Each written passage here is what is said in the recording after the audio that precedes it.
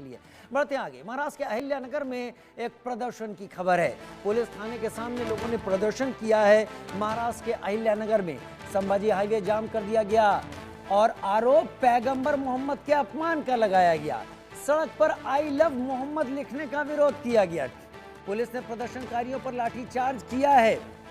एक बार फिर I love Mohammad का यह सिलसिला एक दूसरे रूप में महाराष्ट्र के अहिल्यानगर से सामने आ रहा है, जहां पर थाने के सामने विरोध प्रदर्शन शुरू कर दिया गया। कहा गया कि सड़क पर लिखा गया।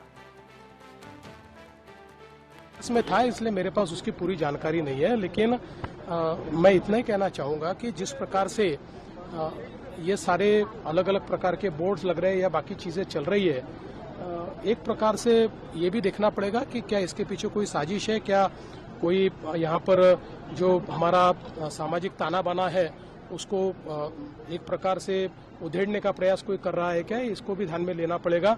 जिस प्रकार से एक पोलराइजेशन का प्रयास लोकसभा के समय महाराष्ट्र में हुआ था कि उसी प्रकार से कोई कुछ कर रहा है, इसको भी देखना पड़ेगा।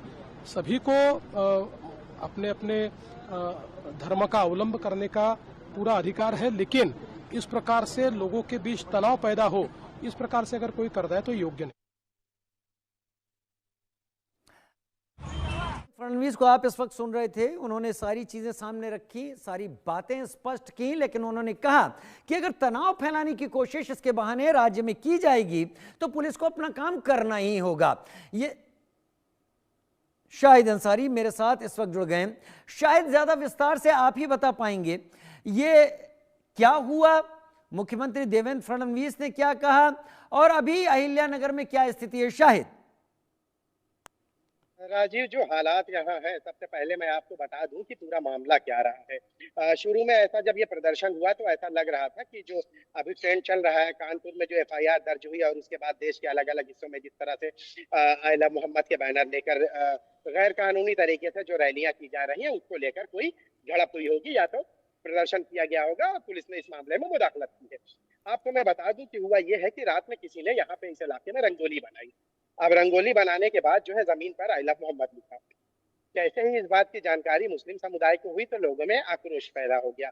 आक्रोश का दो चीजें हैं वजह उसकी कि आई लव मोहम्मद का नाम जो है जमीन पर लिखा गया, यानी उस नाम पर अगर जमीन पर लिखा गया है तो वही दो चीजें हैं, इसमें अर्श पर लिखा है तो ठीक है, फर्श पर लिखा तो वो गुनाह अजीम है। और रंगोली बनाने वाले ने, हो सकता है कि संभव है कि इस मकसद से भी लिखा हो कि दो समुदाय में या तो खासकर मुसलमानों में जो है इस बात को लेकर नाराजगी पैदा हो, और हुआ भी वही।